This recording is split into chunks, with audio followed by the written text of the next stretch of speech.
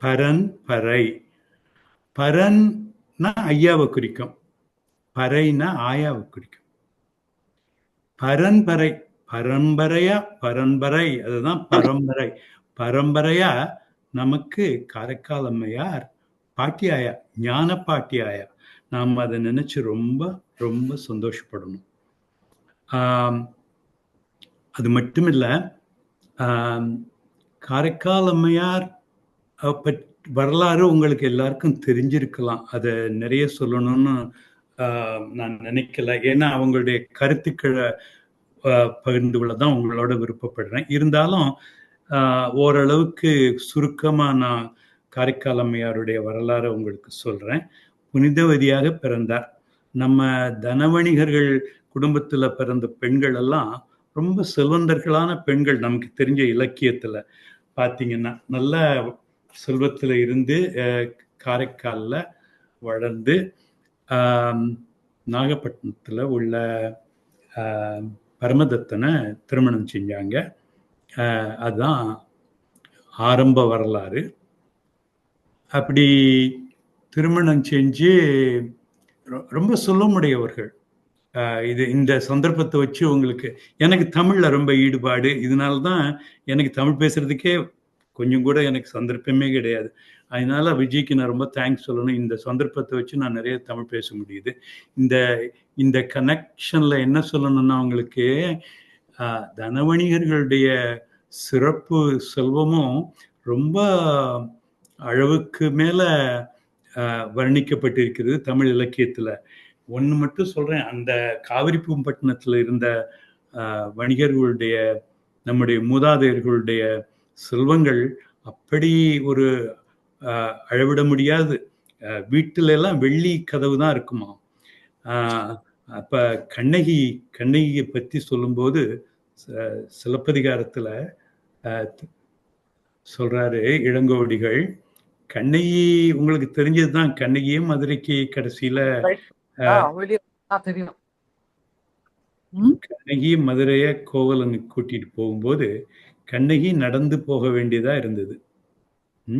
அப்போ அவர் சொல்றாரு இளங்கோவடிகள், கண்ணகியை பத்தி சொல்லும் பொழுது அவ மண்ணுல நடந்ததே கிடையாதாம். ஏன்னா பல்லக்கில் போனவ, அந்த மாதிரி அவ்வளவு செல்வத்தில் உள்ளவ. அது சொல்றாரு, வண்ணச்சீரடி மண்மகள் அறிந்திலள். அவ காலு தரையிலே பட்டது இல்லையா, மணல்ல, அதுல நடந்து போனாலாம் அவ. அப்படி ஒரு செல்வாக்குல இருந்தவங்க நம்முடைய நகரத்தார் பெண்மணிகள் அந்த காலத்துல. அப்படி பரமதத்தனை மணந்து இல்லறம் நடத்துறதுக்கு இல்லறம் நடத்துறதுதான் வரலாறு. சரி. ஆனா சிவபெருமான்கிட்ட ரொம்ப பற்று உள்ளவர்கள் காரைக்கால் அம்மையார். காரைக்கால் அம்மையார் எழுதிய திரு ஆதி அற்புத திருவந்தாதியை பற்றி தான் இன்னைக்கு நான் உங்களோட கருத்துக்கள் அதுல இருந்து தான் நான் உங்களோட பகிர்ந்து கொள்ள விருப்பப்படுகிறேன். ஆனா ஆதி அற்புத திருவந்தாதியோட அவங்க என்ன திருவந்தாதி, திரு அந்தாதிங்கிறது திருங்கிற வார்த்தை சிறப்பு மிகுந்ததுன்னு பொருள். அதனால நம்ம திருக்குறள், திருவாசகம், திருவிளையாடல் புராணம் இதுல எல்லாம் நீங்க கேள்விப்பட்டிருப்பீங்க. ஆனா இதுல மட்டும் ஆதி அற்புத திருவந்தாதி, அற்புதம் திருவந்தாதி, அற்புதம்ங்கிற வார்த்தை வருது. பெரியவர்கள் அற்புதங்கிற வார்த்தையை இதுல சேர்த்திருக்காங்க. எதனால? அற்புதம்னா என்ன? அற்புதம்னா பலரும் வியக்கக்கூடிய மேன்மையான மெய்ஞானம்னு பொருள். உங்களுக்கு சுந்தரர் தேவாரத்துல வரும், நீழ நினைந்தடியேன் உன்னை நித்தலும் கைதொழுவேன் வாழன கண்மடவாள் அவள் வாடி வருந்தாமே கோழிலி எம்பெருமான் கொண்டையூர் சில நெல்லு பெற்றேன் ஆழில எம்பெருமான் அவை அட்டித்தரப்பணியே ஆதியே அற்புதனே அவை அட்டித்தரப்பணியே. அந்த அற்புதம் அப்படிங்கிற வார்த்தை அங்க தேவாரத்துல வருது. அற்புதம். இது அற்புத திருவந்தாதி, ரொம்ப மேன்மையான திரு அந்தாதின்னு பேரு. அந்தாதின்னா என்ன? அந்தாதின்னா உங்களுக்கு தெரியும் நல்லா. இரண்டாவது பாட்டினுடைய முதல் வார்த்தை முதல் பாட்டினுடைய இறுதி வார்த்தை. அந்த சர்க்கஸ்ல பார்த்துதான் எப்படி யானை கூட்டங்கள் ஒன்றுவா துதிக்க ஒரு முன்னாடி இருக்கிறத யானையினுடைய வாலை பிடிச்சிட்டு இருந்தா எப்படி இருக்கும், அது மாதிரி வட்டமா ஒன்னு மூணாவது உள்ள யானை ரெண்டாவது யானையுடைய வாலை பிடிச்சிட்டு இருந்தா எப்படி ஒரு cycle. That's a cycle of devotion. அதான் அந்தாதி. அந்த மாதிரி இலக்கண ரீதியில ரொம்ப பொலிவா தமிழ்ல 101 பதிகங்களை அந்த ஆதி அற்புத திருவந்தாதியில காரைக்கால் அம்மையார் எழுதியிருக்காங்க. சரி, இது எப்படி முடிஞ்சது காரைக்கால் அம்மையாரால? நான் ஒரு நிமிஷம் இது சொல்லிட்டு அப்புறம் திருப்பி வரலாறுக்கு போகலாம். அது எப்படி அவங்களால எழுத முடிஞ்சது? என்ன, காரைக்கால் அம்மையார் கல்லூரிக்கா போனாங்க? கல்லூரிக்கு போய் தமிழ் படிச்சாலே அதெல்லாம் எழுத முடியாது, கொஞ்சம் கூட எழுத முடியாது அந்த மாதிரி. அது எதனாலன்னா, சிவபெருமானுடைய அருள் பெற்ற ஒரு தவத்தினால காரைக்கால் அம்மையாரால அதை எழுத முடிஞ்சது. காரைக்கால் அம்மையார் போன பிறவியில தவம் செஞ்சு வந்த ஞான அருள் பெற்றவர்கள். அதனாலதான் இதை எழுத முடிஞ்சது. நீங்க எல்லாரும் சிவபெருமானை பத்தி எழுதக்கூடிய, நம்ம எல்லாருமே ஏதாவது எழுதலாம் தானே, பெரிய கவிஞர்களே எழுதலாம். அதையும் படிச்சு பாருங்க. எழுதுனதுக்கு அப்புறம் இவங்க எழுதின திருமுறையும் படிச்சு பாருங்க. அதுல உள்ள டிஃபரன்ஸ் உடனே நல்லா தெரியும் உங்களுக்கு. அது ஏன்னா இது சிவ வாக்கு. இது இதுல இருக்கிற எனர்ஜி டிவைன் எனர்ஜி. நம்மளால we cannot produce that divine energy. இது only those who are so fortunate and blessed by God's grace, தெய்வ பிறவிகள் தான் அது செய்ய முடியும். அதனால தான் அப்பருடைய தேவாரம், திருஞான சம்பந்த சுவாமிகள் திருக்கடைக்காப்பு, இதெல்லாம் பார்த்தீங்கன்னா மாணிக்க வாசகருடைய திருவாசகம், இதுல எல்லாம் இருக்கிறது ஒரு சிறப்பு என்னன்னா, it's a divine energy flows through it. We feel it. That's why we always think the significance of திருமுறை. அதனால தான் நம்ம திருமுறை படிக்கிறோம். சரி, சிவபெருமானுடைய அருள் பெற்றவர் சிவபெருமானுடைய வழியில போறதுக்காகத்தான் அவருடைய இல்லற வாழ்க்கை தடப்பட்டது வரலாற்றுல. எப்படின்னா, இவருக்கு 2 மாம்பழம் கொண்டு உங்களுக்கு தெரிஞ்சதுதான், பரமதத்தன் கணவனுடைய கடையில கொடுத்தாங்க. அவரு அதை வீட்டுல கொண்டு போய் வைக்க சொன்னாங்க. சரின்னு வீட்டுல அந்த 2 மாம்பழத்தையும் வச்சிருந்தத சிவபெருமான் சிவனடியாரா வீட்டுக்கு வந்தபோது அவருடைய பசியினுடைய ஆற்றலை போக்கணுங்கிறதுக்காக காரைக்கால் அம்மையார் உடனடியா அமுது பண்ணியிருந்தாங்க. கறி இல்லை. சேக்கிழார் சொல்றாரு, திருஅமுது கைகூடிற்று, கரி அமுது கைகூடவில்லைன்னு. அதனால அந்த சோற்று போட்ட உடனே காய்கறி இல்லாததுனால அந்த ஒரு மாம்பழத்தை மட்டும் நறுக்கி அதை அவருக்கு பரிமாறினாங்க. அவர் அதை சாப்பிட்டுட்டு திருப்தியா வாழ்த்திட்டு போயிட்டார். இது திருவிளையாடல். சிவபெருமான் காரைக்கால் அம்மையார மேற்கொண்டு சிவபாதையில போறதுக்காக இந்த ஒரு இடையூறு ஏற்பட்டது. சரி, கொஞ்ச நேரம் கழிச்சு மத்தியானத்துக்கு பரமதத்தன் வந்தா சாப்பாடு காரைக்கால் அம்மையார் போட்டாங்க. அந்த மீதி இருந்த ஒரு மாம்பழத்தை நறுக்கி இலையில போட்டாங்க. அவன் அதை சாப்பிட்டுட்டு, ரொம்ப நல்லா இருக்கே, நான் இன்னொரு மாம்பழம் இருக்க, அதையும் நறுக்கி போடுன்னு கேட்டேன். காரைக்கால் அம்மையாருக்கு இக்கட்டான நிலைமை. உள்ளுக்குள்ள போய் சிவபெருமான்கிட்ட நான் என்ன செய்வேன், அவர் பரம பக்தை ஆகுதுனால சிவபெருமான் இன்னொரு மாம்பழம் அவர் கைக்கு வந்தது. அதை கொண்டு நறுக்கி இவர் பரமதத்தனுக்கு கொடுத்தாங்க. சரி, அதை அவன் சாப்பிட்டுட்டு, இது என்ன ரொம்ப ரசிக்கக்கூடியதா இருக்க, இதனுடைய டேஸ்ட் ரொம்ப டிஃப்ரெண்டா இருக்கே, நான் கொடுத்த மாம்பழம் மாதிரி தெரியலையே அப்படின்னு சொன்னபோது, இது எப்படி யாரு கொடுத்தான்னு கேட்டிருக்கு. அப்படி சொன்னபோது காரைக்கால் அம்மையார் உண்மையை சொல்ல வேண்டியதா போச்சு. ஆனா அதை பரமதத்தன் நம்பல. அதான் நலமிலன் நன்னினார்க்கு நல்லன், சலமிலன் பெயர் சங்கரன், விருப்பு இல்லாதவன் அது சைவ சித்தாந்தம். அது மாதிரி நம்பினவர்களுக்கு தான். ஆனா காரைக்கால் அம்மையார் நம்பினதுனால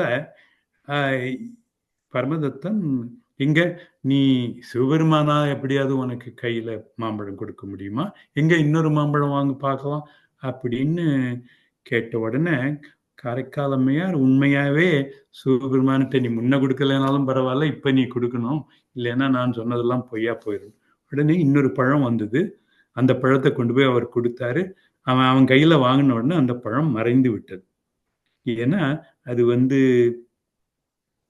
சிவபெருமானுடைய அருளை காமிக்கிறதுக்காக வந்த மாம்பழம், சாப்பிட்றதுக்காக வந்த மாம்பழம் இல்லை. இதை பார்த்த உடனே பரமதத்தன் புரிந்து கொண்டான், இது மானிடர் இல்லை, இது தெய்வம் அப்படின்னு விலகிட்டான். வேற ஊருக்கு போனான். வேற ஊருக்கு போய் பணம் சம்பாதிச்சு வேற ஒரு பொண்ணை கல்யாணம் பண்ணிட்டான் பாண்டி நாட்டில். அங்க அவனுக்கு ஒரு குழந்தை பிறந்தது. அந்த பெண் குழந்தைக்கு இவர்களுடைய பெயரே வச்சான் புனிதவதின்னு. சரி, ஊர் உலகத்தில் உள்ள உறவுகாரர்களுக்கெல்லாம் அது தெரிஞ்சு காரைக்கால் அம்மையாரை பல்லக்கில் வச்சு அங்கே கூட்டிட்டு போனாங்க. ஆனால் அங்கே போய் அங்கே ஊர் எல்லையிலேயே அவன் வர்றது தெரிஞ்சதுனால இவன் தன்னுடைய இரண்டாவது மனைவியையும் குழந்தையும் கூட்டிட்டு இவங்க காலில் விழுந்து கும்பிட்டு, உங்கள் அருளால நாங்கள் நலமாக வாழ்வோம், வாழ்கிறோம்னு சொல்லி எல்லா கதையும் சொன்னான். இவங்க தெய்வம் எல்லாரும் கேட்டாங்க, என்ன இப்படி நீ மனைவியை வணங்குறியே காலில் விழுந்துன்னு, இது மானுட பிறவி இல்லை, இவங்க தெய்வம் அப்படின்னு சொன்ன உடனே காரைக்கால் அம்மையார் அந்த நேரத்துல வாழ்க்கை மாறுது.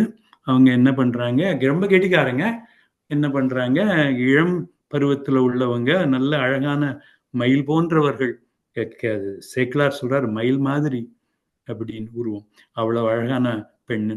அதனால ஊர் ஊரா போய் சிவபெருமான் கோயிலை கும்பிடுறதுக்கு ஒரு பாதுகாப்பு இருக்காது. இதுக்காக இறைவனை வணங்கி சேக்கிலார் சொல்றாரு, வானமும் நிலமும் வணங்கும் பெய்வடிவம் பெற்றார்.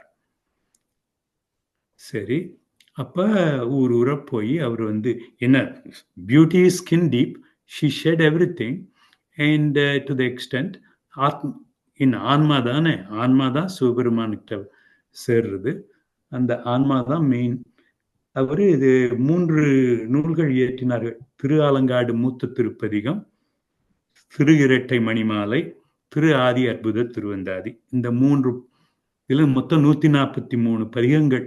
இதுல 101 பதிகங்கள் இந்த திரு ஆதி அற்புத திருவந்தாதியில மட்டுமே. அதுதான் இன்னைக்கு நாம சில பாடல்கள், அது பதிகங்களை நாம அதனுடைய கருத்தை பகிர்ந்து கொள்ள போகிறோம். சரி, எல்லாம் கும்பிட்டாங்க. கடைசியில கைலாயத்துக்கு போய் இறைவனை பார்க்கணும்னு விருப்பப்பட்டாங்க.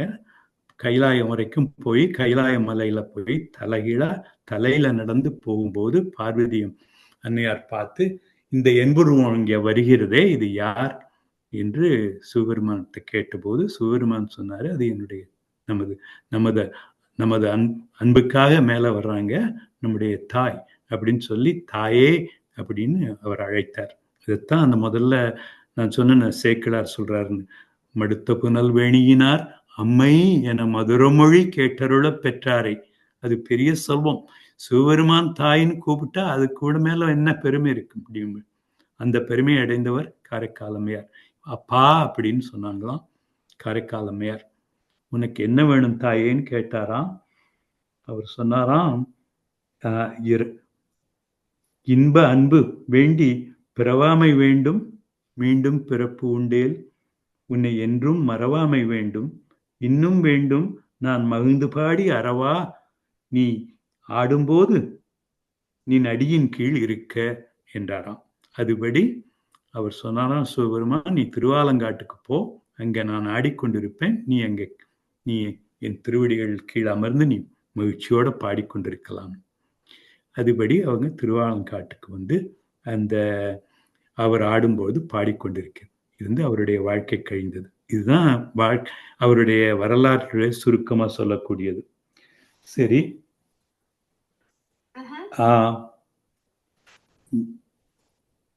காரைக்கால் அம்மையார் காரைக்கால் அம்மையார சிவபெருமான் தாயேன்னு கூப்பிட்டாரு. சரி. ஆனா காரைக்கால் அம்மையார் எழுதியிருக்கிற இந்த ஆதி அற்புத திருவந்தாதியில நீங்க படிக்கும்போது பார்த்தீங்கன்னா, குழந்தை மாதிரி தான் சிவபெருமான சில பாடல்கள் இருக்கிறது. நம்ம அம்மா குழந்தைய வாஞ்சையா ரொம்ப தங்கமே, என் தங்கம்ல நீ நம்ம சொல்லி கேட்டிருக்கோம் இல்லையா? ஆனா அதேபடி காரைக்கால் அம்மையார் சிவபெருமான பொன்னப்பாய், பொண்ணுக்கு ஒப்பானவன், பொன்னப்பாய் அப்படின்னு கூப்பிடுறாங்க. இன்னொரு இடத்துல கண்ணாளா, நம்ம சொல்றோம் தாய் சொல்றாள்ல கண்ணா இங்க வான்னு, கண்ணாளா இதன் கருத்து அப்படின்னு சொல்றாங்க.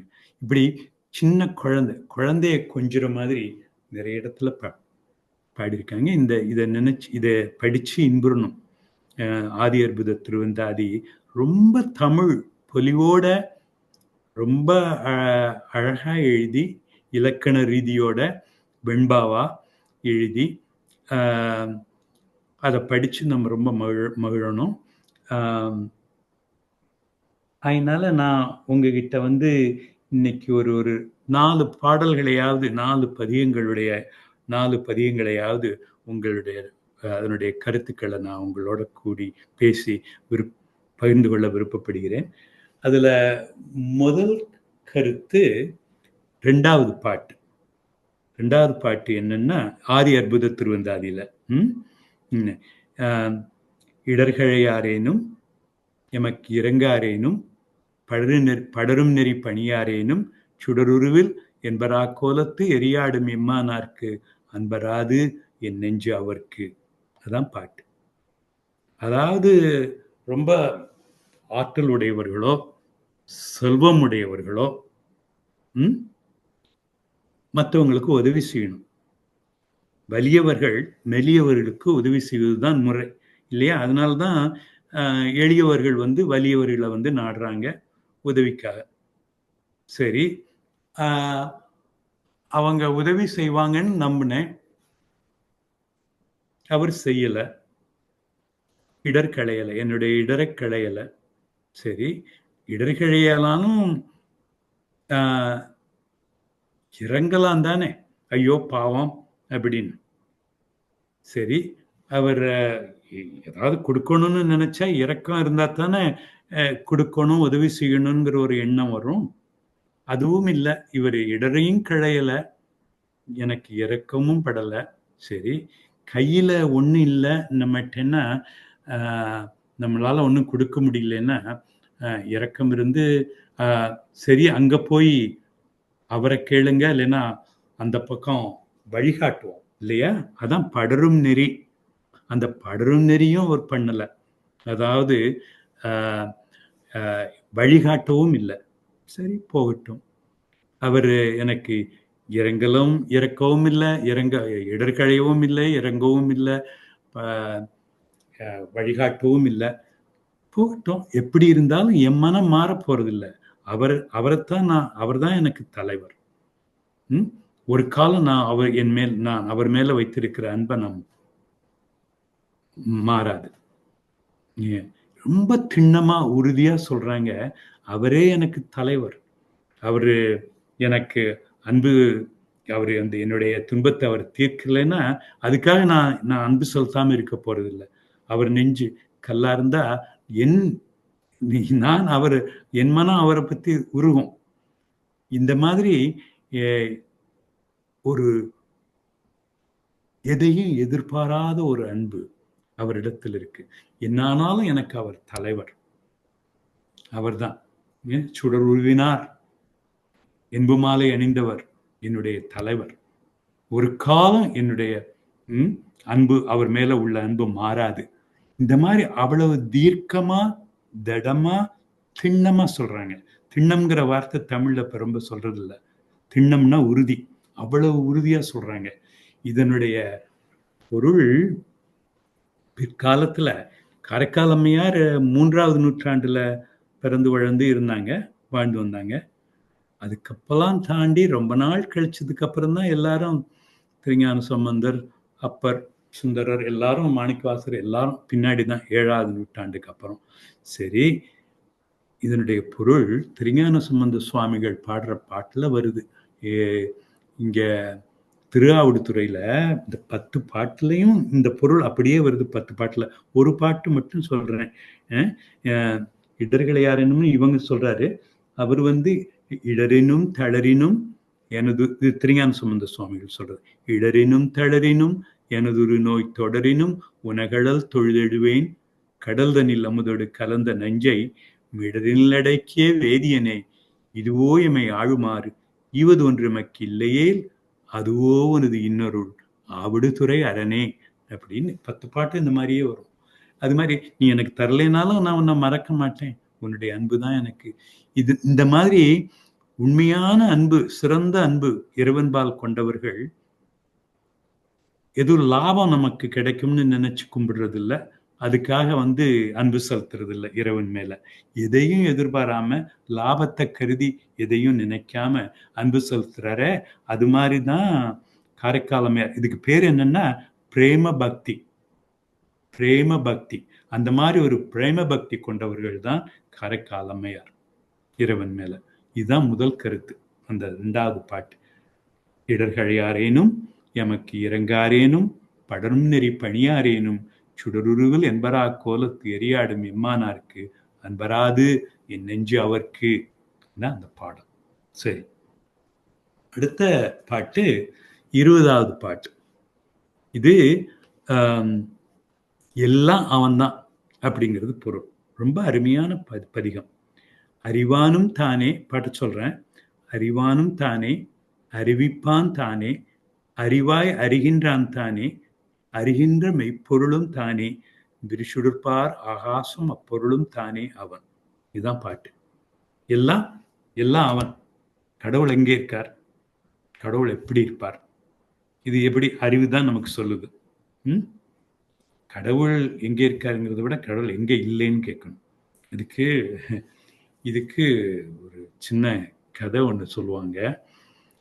ஏதோ வயசான ஒருத்தர் கோயிலுக்கு போனாராம், களைப்புல படுத்துட்டாராம். படுத்தவர் ரொம்ப வயசானவர், காலை நீட்டி படுத்துட்டாராம். அங்கே இருந்தவங்க எல்லாம் ரொம்ப கோபப்பட்டாங்களாம். தட்டி எழுப்பி அவரை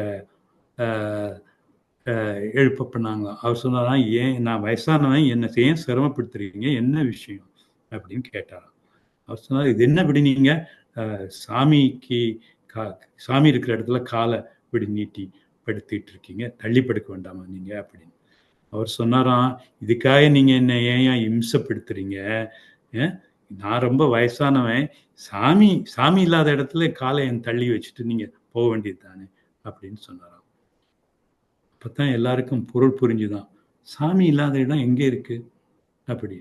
இவரு ஒரு சித்தர் ஆகையினால ஒரு எழுந்து சித்தருடைய பாடல் பாடினாராம். என்ன பாட்டு தெரியுமா? ஓசை உள்ள கல்லை நீர் உடைத்து 2ஆய் ஆக்கியே, வாசலிலே போட்ட கல்லை மழுங்கவே மிதிக்கிறீர், பூசணையில் வைத்த கல்லில் பூவும் நீரும் சாத்துறீர், ஈசனுக்கு உகந்த கல் எந்த கல் சொல்லுமே அப்படின்னு சொல்லிட்டு போயிட்டாராம். அதுபடி கடவுள் எங்கே இருக்காரு அப்படின்னா அப்பர் சொல்றார். அப்பர் சுவாமிகள் என்ன சொல்றார்? மனத்தகத்தான் தலைமேலான் வாக்கினுள்ளான் வாயார தன்னடியே பாடும் தொண்டர் இனத்தகத்தான் இமயவர்தம் சிரத்தின் மேலான் எழுந்த தப்பாலான் இப்பாச்செம்பொன் புனத்தகத்தான் நறுங்கொன்றை போதினுள்ளான் பொறிப்பிடையான் நெருப்பிடையான் காற்றினுள்ளான் கனத்தகத்தான் கைலாயத்து உச்சி உள்ளான் காலத்தியானவன் என் கண்ணுளானே என் கண்ணுளானே, என் கண்ணுக்குள்ள இருக்கான் என் கண்ணுக்குள்ள இருக்கான். ஸோ கடவுள் எல்லா இடத்துலையும் இருக்கிறாருங்கிறது தான் இந்த பாட்டினுடைய பொருள். அறிவானும் தானே, அறிவிப்பான் தானே, அறிவாய் அறிகின்றான் தானே, அறிகின்ற மெய்ப்பொருளும் தானே, விரிசுடற்பார் ஆகாசம் அப்பொருளும் தானே அவன். காரைக்கால் அம்மையார் சொல்றாங்க, அவன் அறிந்தவனும் அவன் தான். அவன் அறிவை உங்களுக்கு அறிந்து உங்ககிட்ட சொல்றதும் அவன் தான். அறிவுங்கிறதே அவன் தான் அப்படிங்கிறாங்க. அறிவு பல லெவல். ஒரு கிளாஸ்ல மாணவர்கள் இருந்தாங்கன்னா எல்லாரும் ஒரே லெவல் அறிவுன்னு சொல்ல முடியாது. சில பேரை நம்ம இன்டெலிஜென்ட் அப்படின்னு சொல்றோம். சரி, சின்ன வாத்தியாருக்கு தெரியலன்னா பெரிய வாத்தியாரை கேட்கலாம், பெரிய வாத்தியாரை கேட்கலைன்னா பிரின்சிபலை கேட்கலாம். பிரின்சிபலுக்கு தெரியலன்னா யாரை கேட்கறது? அப்படி படிப்படியா மேல போயிட்டு இருக்கு. எல்லாம் தெரிஞ்சவர் யார்? எல்லாம் அறிந்தவன் யார்? இறைவன் ஒருவன் தான். அந்த முழுமையான அறிவு உள்ளவன் யார்? இறைவன் தான். அதான் அவனை பரிபூரணன், ஞான பரிபூரணன் சொல்றாங்க. நிர்மலமானவன், ஞான பரிபூரணன் இறைவன். அப்பதான் அதான் சைவ சித்தாந்தம். சத் சித் ஆனந்தம். முழுமையா அந்த அதாவது அவன் பசுவா இருந்து அவன் அறிவித்தால் நம்முடைய ஆன்மா அறியும். அறிவித்தால் அறிவது ஆன்மா. அதுதான் பொருள் அதனது. அதனால முழுக்க அறிபவனும் அவன்தான், அறிவிப்பவனும் அவன்தான், அறிகின்ற பொருளும் அவன்தான். இந்த கருவியாக இருந்து இதெல்லாம் செய்யறதே அந்த அறிவே அவன்தான்னு காரைக்காலமையார் சொல்றாங்க. அந்த மாதிரி ரொம்ப எல்லாற்றையும் ரொம்ப அழகா பொலியோட அதை உணர்த்துறது நம்முடைய அறிவே கடவுள்தான் சொல்றது காரைக்காலமையார் தான் முத. அதுக்கப்புறம் தான் அபிராமி பட்டர் சொல்றாரு, ஆனந்தமாய் என் அறிவாய் நிறைந்த அமுதமுமாய் ஆனந்தமான வடிவுடையாள் மறை நான்கனுக்கும் அப்படின்னு அபிராம அந்தாதியில வருது. என் அறிவாய் ஆனந்தமாய் என் அறிவாய் நிறைந்த அமுதமுமாய் ஆனந்தமான வடிவுடையாள் மறை நான்கனுக்கும் தானந்தமான சரணானந்தம் உணர்நரக்கு ஆனந்தம் ஆடரங்காம் எம்பிரான்முடி கண்ணியதே அப்படின்னு அபிராம அந்தாதி. அதனால அந்த அறிவு நமக்கு ஏற்படுறது கடவுளுடைய அருள். அதாவது காட்சி பொருளை பார்க்கலாம் ஈஸியா. நுட்ப பொருளை பார்க்கறது போகத்தான் அந்த அறிவு வளர்ச்சி ஏற்பட்டா தான் பார்க்க முடியும். அன்னை பால் கொடுக்குறான்னு சின்ன குழந்தைக்கு தெரியும், அவ்வளவுதான். கொஞ்சம் வயசாக அறிவு ஏற்படத்தான் அன்னையினுடைய உண்மையான அன்பு தன் மேல வைத்திருக்கிறது தெரியும். அது நுட்ப பொருள். அதனால அறிவு ரொம்ப நுட்பமானது, அதை புரிந்து கொள்ள வேண்டும். அந்த அறிவே கடவுள் என்று காரைக்காலமையார் சொல்லுகிறார்கள். அது மட்டும் இல்ல, இந்த அட்டமூர்த்தியான 8 பொருள்களும் அவன் தான் அப்படிங்கிறாங்க. 5 பூதங்கள், ஞாயிறு, திங்கள், உயிர் ஆகிய அட்டமூர்த்தியா 8 பொருளும் அவன் தான். அடுத்த பாட்டுல சொல்றாங்க, அவனே இருசுழற்தி ஆகாசமாவான், அவனே புவிப்புனல் காற்றாவான், அவனே இயமானனாய் அட்டமூர்த்தியுமாய் ஞானமயனுமாய் நின்றானும் வந்து அப்படின்னு காரைக்காலமையார் சொல்றாங்க. ரொம்ப அந்த பாட்டினுடைய பொருளுக்கு எல்லையே கிடையாது. நீங்க இதை தினசரி படிக்கணும். இதை படிச்சீங்கன்னா ரொம்ப நல்ல நிம்மதி ஏற்படும். பொருளுணர்ந்து படிக்கணும், ரொம்ப நிம்மதியான நிலைமை ஏற்படும். இந்த பாட்டை தினசரி நீங்க படிச்சீங்கன்னா. இது ஆங்கிலத்துல சொல்லுவாங்க, the observer, the observed and the observation, the essence of all of which is the one. If you understand that one, all the differences will go away from your mind. The only thing that you would see is just that one central thing. That is the true devotion to God. அதான் மெய்யறிவை தேடுறதுங்கிறது. அதனால அதுதான் 2வது கருத்து, எல்லாம் அவன் என்பது. சரி, 3வது கருத்து 46வது பாட்டு.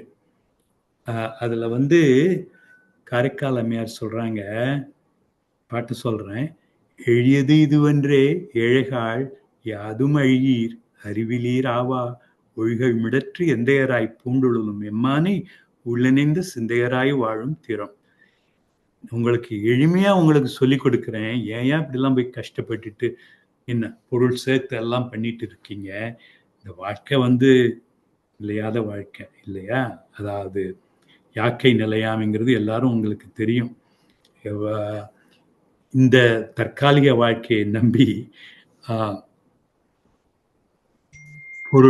பொருளை போய் தேடி வீட்டுக்கு கொண்டு வச்சிட்டு இருக்கீங்க. அருட்செல்வத்தை நீங்க பெறணும். அதை விட்டுட்டு அதுக்கு ஒரு அழகான ஒரு பாட்டு ஒன்று இருக்கு. ஒட்டக்கூத்தரோட பாட்டு சொல்றேன் கேளுங்க. அதாவது விக்கல் வந்தா உயிர் உடலை விட்டு தாவி போடக்கூடிய வழி உண்டு. அதுக்கு ஒரு சந்தர்ப்பம் இருக்கு. அவ்வளவு குயிக்கா death can occur to anyone. ஒண்ணு நிச்சயமில்லாத வாழ்க்கை இல்லையா, எல்லாருக்கும் தெரிஞ்சதுதான். அதனால அதை நம்பிக்கிட்டு, இந்த உடம்பை நம்பிக்கிட்டு பொய் பொருளெல்லாம் தேடி வீட்டுக்கு கொண்டு வந்து வச்சிட்டு இருக்கீங்க.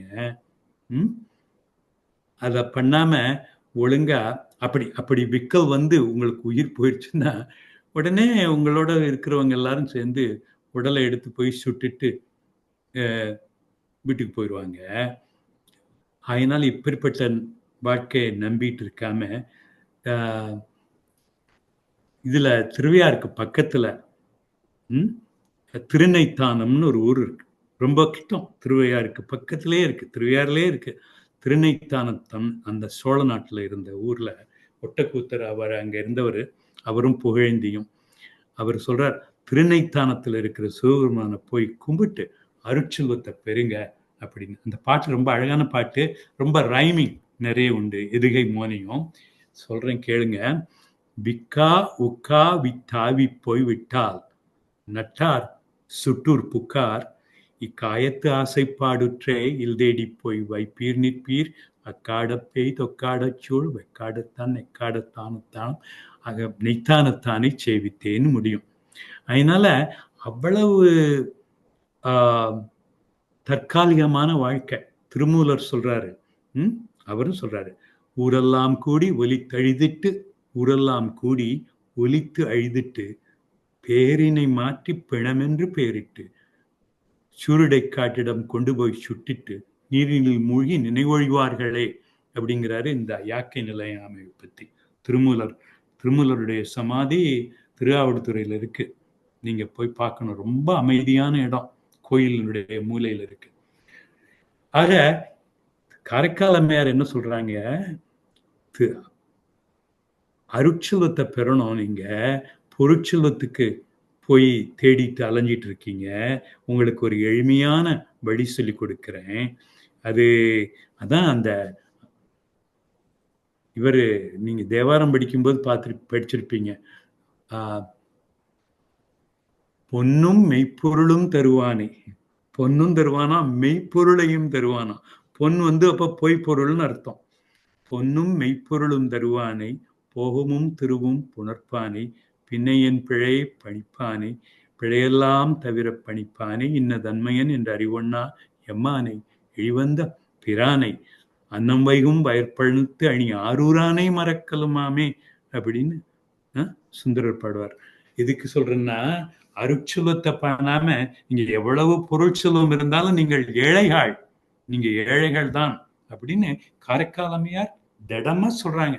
எளியது இதுவென்றே. உங்களுக்கு நல்ல சுலபமான வழி சொல்லி கொடுக்கிறேன். எந்த நாளும் இறைவனை சிந்தையில வைத்து வழிபட்டு அருட்செல்வத்தை பெறுங்க. இது ரொம்ப ஈஸி. நீங்க எந்த வேற ஒண்ணும் பண்ண வேண்டாம்.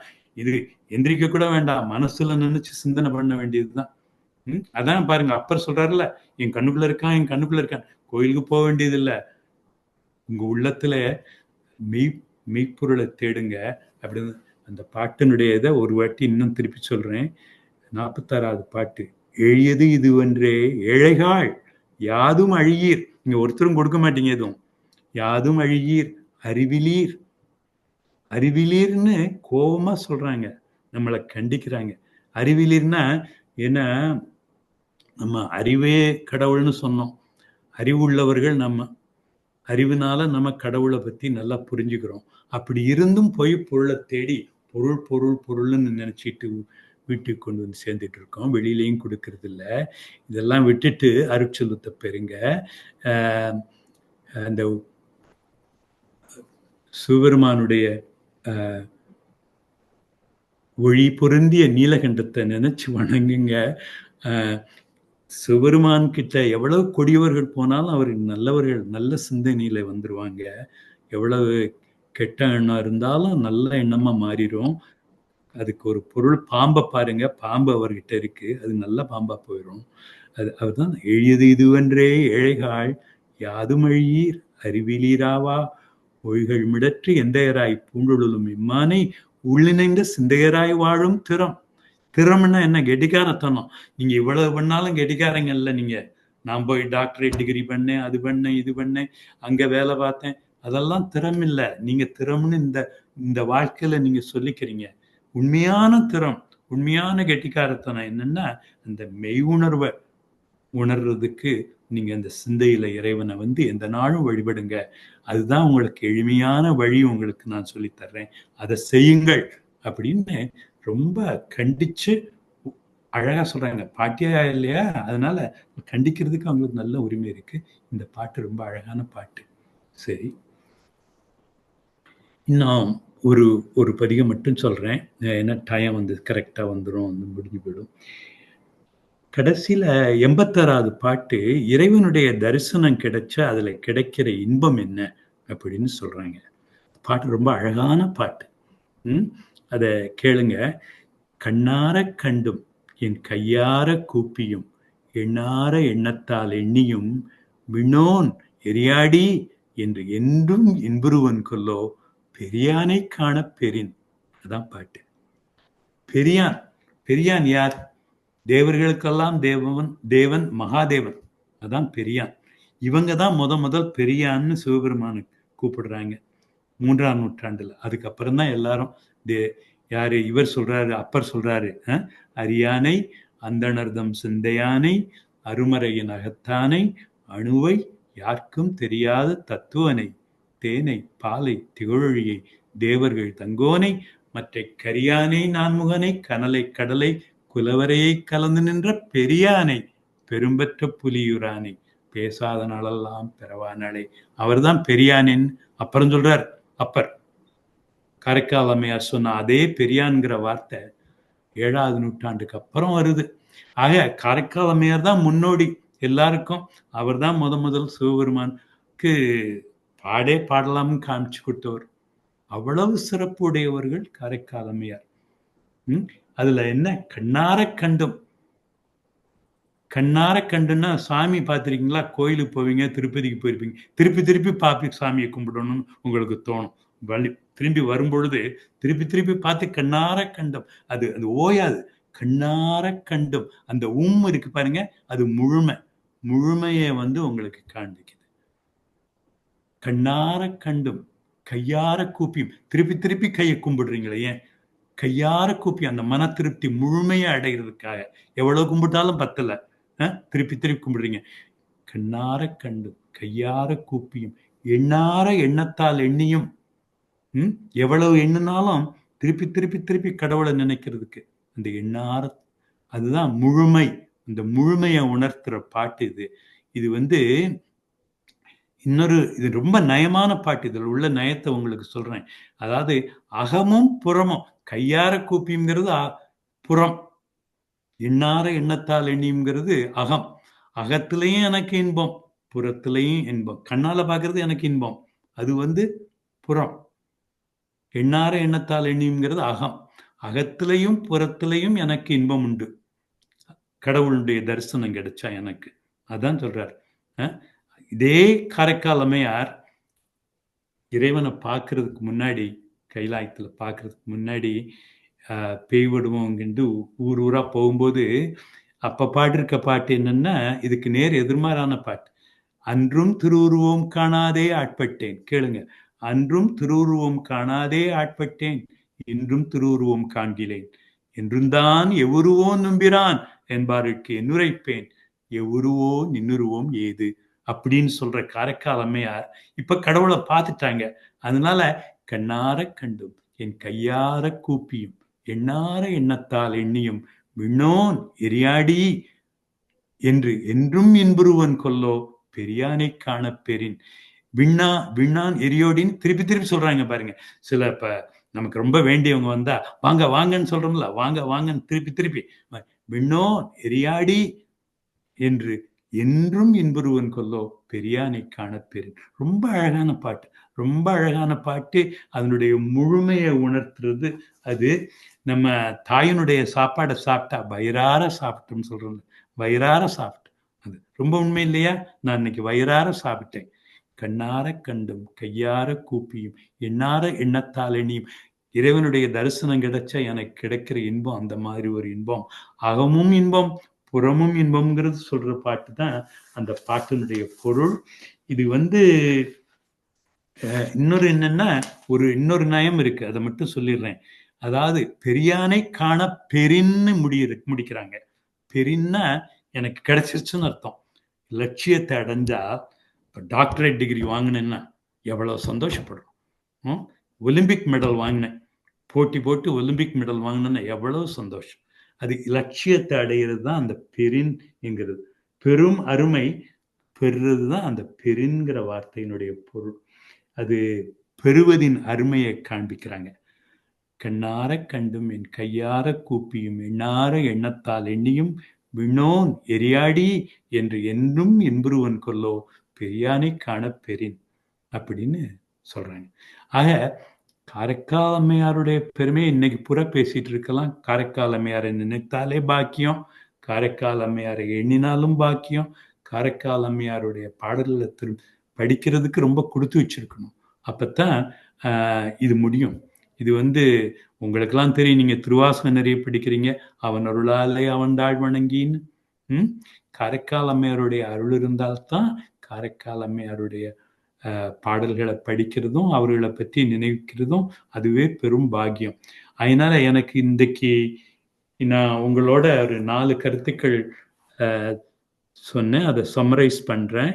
முதல்ல சொன்னது பிரேம பக்தி.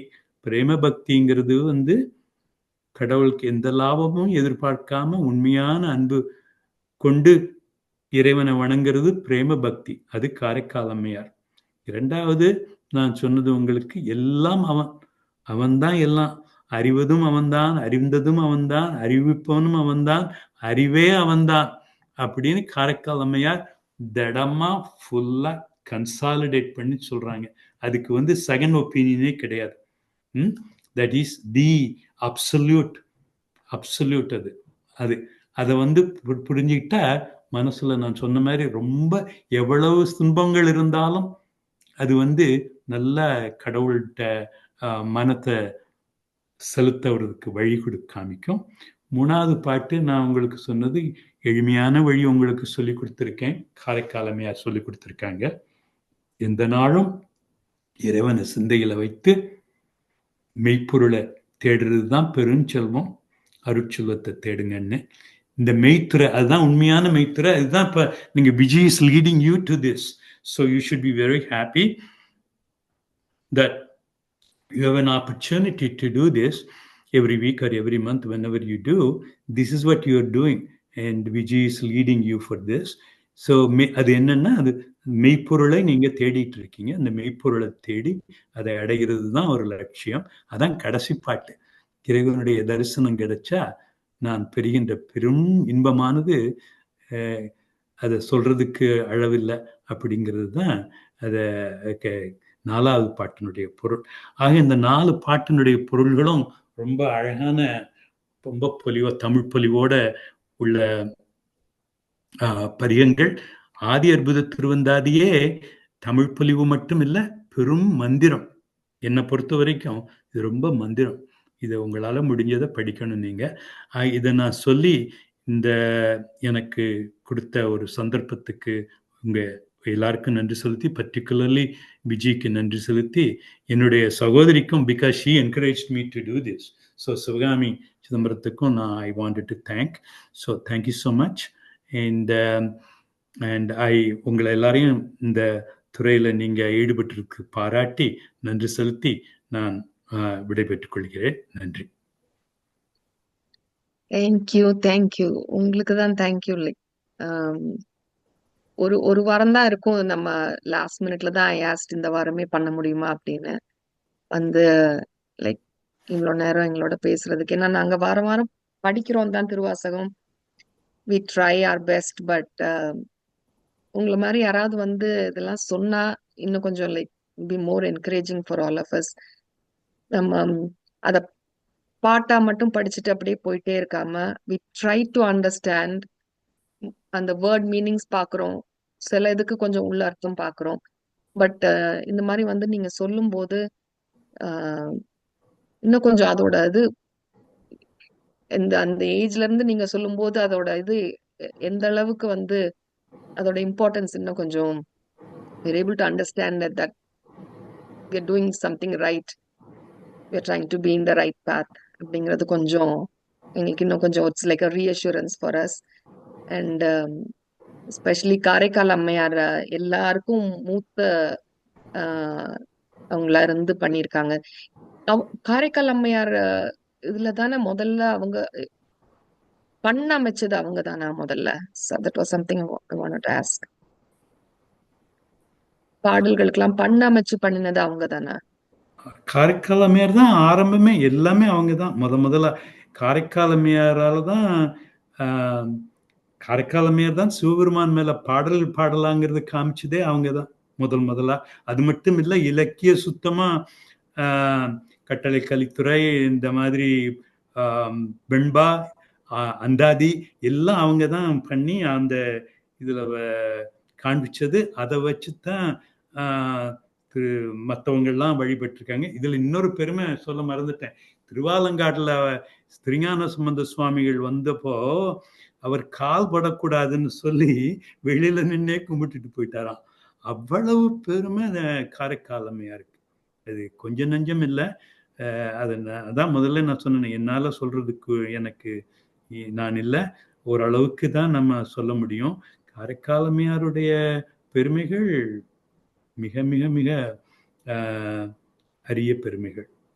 நீங்க சொல்ற மாதிரி அவங்க தான் ஆதி, எல்லாம் அவங்க தான். ரொம்ப ரொம்ப பெரிய தவம் செஞ்சவங்க. அவங்களே சொல்றாங்கல்ல, காரைக்கால் அம்மையாரு இது எப்படி எல்லாம் எழுதுனாங்க, எப்பேற்பட்ட பிறவிங்கிறதுக்கு முன்னாலேயே அவங்க ரொம்ப அருள் பெற்றவங்கிறத அவங்களே குறிப்பா சொல்றாங்க. அருளாலே மெய்ப்பொருளை நோக்கும் விதியுடையேன். அதனுடைய பொருளை பாருங்க. அருளாலே மெய்ப்பொருளை நோக்கும் விதியுடையேன். அவங்க விதியும் அந்த மாதிரியாம். அப்ப ஷி ஆல்ரெடி நியூ. அவங்களே குறிப்பா நமக்கு சொல்றாங்க, யானே தவமுடையேன் என்னெஞ்சேன் அன்னெஞ்சம் யானே பிறப்பறுப்பான் எண்ணினேன் யானேயோர் கைமார் குறிபோர்த்த வெண்ணீற்ற அம்மானுக்கு ஆளாயினேன். எவ்வளவு கரெக்டா சொல்றாங்க தெரியுமா? அவங்க தானே she is destined to be that way.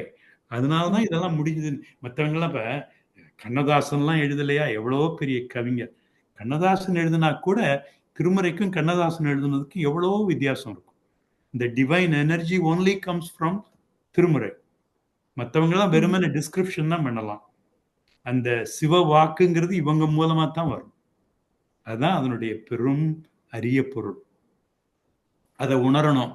எனக்கெல்லாம் ஒன்றும் தெரியாது. நான்லாம் வெறுமனே கெமிஸ்ட்ரி, ஃபார்மகாலஜி, ஃபார்மகோகினெடிக்ஸ்ன்னு படிச்சுட்டு இருந்தேன். இப்பதான் இதனுடைய பொருளை எனக்கே புரியுது. நான் ஒன்றும் தமிழெல்லாம் ரொம்ப படிச்ச ஆள் இல்லை. ஏதோ முதல் வரிசையில் இருப்பேன் பிரசிடென்சி காலேஜில் தமிழ் வகுப்புல மட்டும். மற்றதுலெல்லாம் பின்பகுக்கு போயிடுவேன்.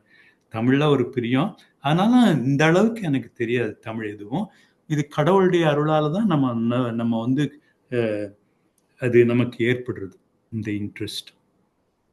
அதுதான் நீங்க பண்ணிட்டு இருக்கீங்க. அதனால hopefully every one of you will find your own ways. Thank you. Yeah. So I wish you very well to all of you, and thank you so much, and continue your good work. Thank you so much. Thank you, Sivagami. எல்லாருக்கும் வணக்கம், நன்றி. Thank you.